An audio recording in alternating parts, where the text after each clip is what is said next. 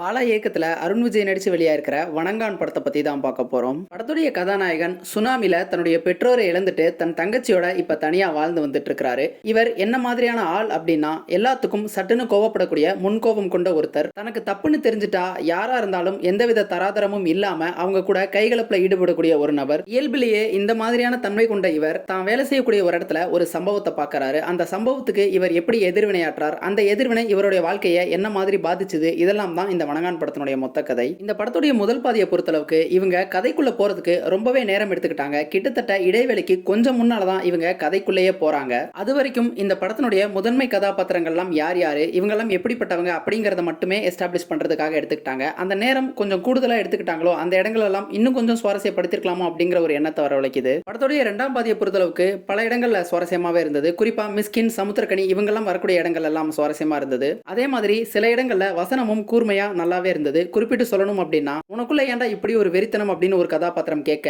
உங்களை பொறுத்தளவுக்கு தான் அது வெறித்தனம், என்ன பொறுத்தளவுக்கு இது தர்மம்னு சொல்ற அந்த வசனம் எல்லாம் பாலாவுடைய டச் தான். இந்த படத்தினுடைய குறையா தோணுது என்ன அப்படின்னா, இந்த படத்தை பார்க்கும்போது நமக்கு பாலாவுடைய பிதாமகனும் நந்தாவும் நிறைய இடங்கள்ல நமக்கு ஞாபகப்படுத்துது. குறிப்பா பிதாமகன்ல வரக்கூடிய சித்தா அப்படிங்கிற கதாபாத்திரம் இந்த படத்துல அருண் விஜயோட கதாபாத்திரத்துக்கும் நிறைய ஒற்றுமைகளை நம்மளால பார்க்க முடியுது. அதே மாதிரி இந்த படத்தினுடைய முடிவும் ஏற்றுக்கொள்ள முடியாத ஒரு முடிவா தான் இருக்குது. கிட்டத்தட்ட நமக்கு அது சேது படத்தினுடைய முடிவை ஞாபகப்படுத்துது. சேது படத்தினுடைய முடிவாவது நாம ஒட்டுமொத்த படமா பார்த்து முடிக்கும் பொழுது அந்த முடிவை நம்ம பல கோணங்கள்ல இன்டர்பிரட் பண்றதுக்கு உதவிகரமா இருந்தது. ஆனா இந்த படத்தினுடைய முடிவை எப்படி இன்டர்பிரட் பண்றது அப்படிங்கறதே தெரியாத வகையில வெறும் அதிர்ச்சி மதிப்பீடுக்காக மட்டுமே வைக்கப்பட்ட ஒரு வலிந்து திணிக்கப்பட்ட ஒரு முடிவு மாதிரி தான் எனக்கு தோணுச்சு. மொத்தத்துல இந்த வணங்கான் ஒரு சில குறைகள் இருந்தாலும் இது ஒரு மோசமான படம்லாம் இல்ல. பார்க்கணும்னு நினைக்கிறவங்க ட்ரை பண்ணி பாருங்க.